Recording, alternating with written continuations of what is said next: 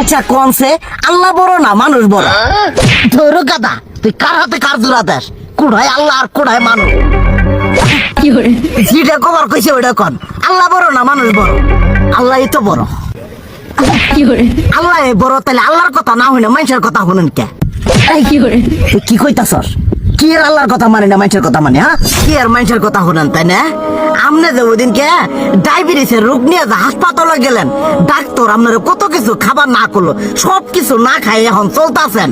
তাহলে আল্লাহ যে আপনারা কইছে যে হারাম খাবার না, সুদ খাবার না, কই আপনি তো কাম কাজ বাদ দিয়ে এলাকার আমাদের টাকা পয়সা না গায়ে খালি ওইলে দিয়েই খান, নিজেরা টেও হালাল ভাবে কামাই করেন না, ওই সুদ তো না কটা টেয়া করে লাভ আহে ওইলে দিয়ে দিয়ে চলেন আর পেটা বড় বানাইছেন। শুনেন একটা কথা কই, হারামের কোনোদিন আরাম নাই।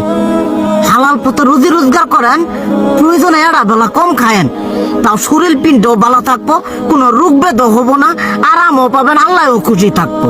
তুই আমার এইভাবে বুঝাবি আগে কইলি না কে?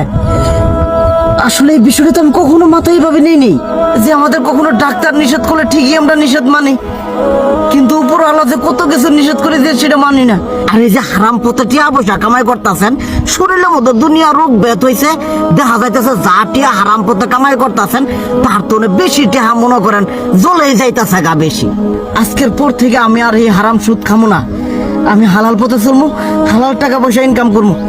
এতে করে যদি একবেলা কমও খাইতে হয় তবুও খামো, তবু আমি আর এই হারাম পথে চলবো না। আচ্ছা ঠিক আছে।